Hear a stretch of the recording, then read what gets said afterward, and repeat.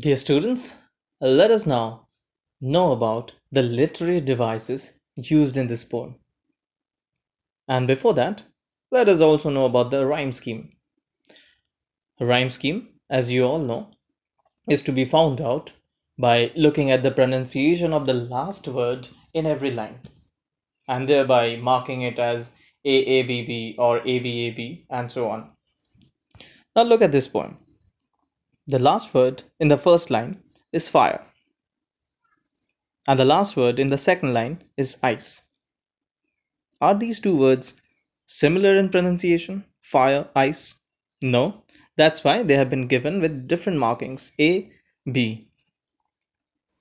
Now, wherever you find A, like in the last word of the third line, also in the last word of the fourth line, you find the similar pronunciation like fire, desire, and fire again.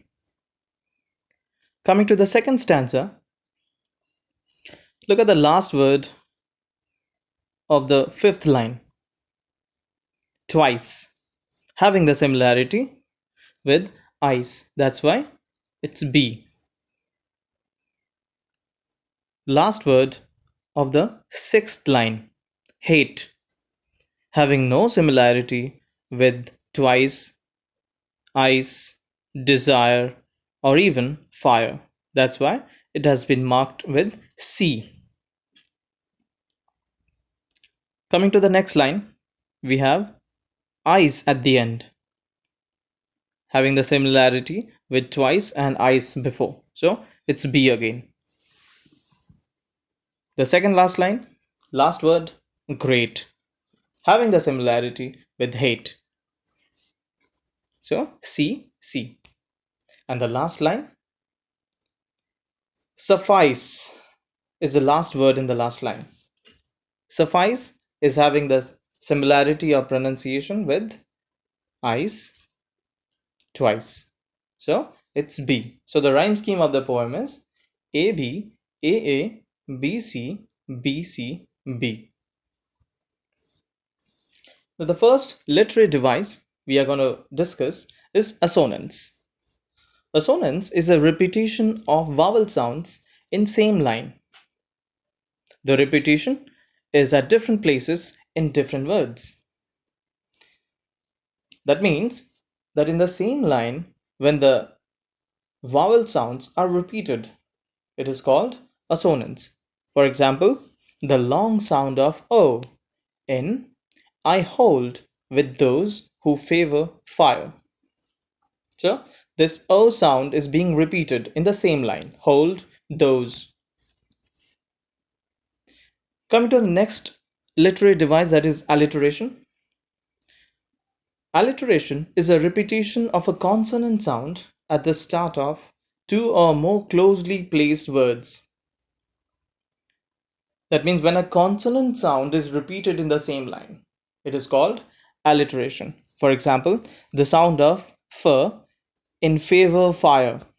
So favor, first sound, fire, again first sound. And also the letter W in world will, W, W. Next poetic device, imagery. Imagery is used to make readers perceive things involving with their five senses.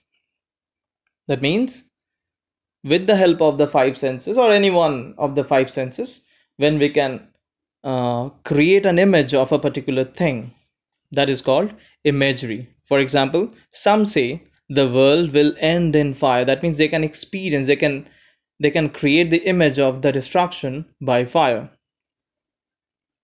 Also, to say that for destruction, ice is also great. That means they have also made up the image of destruction by ice.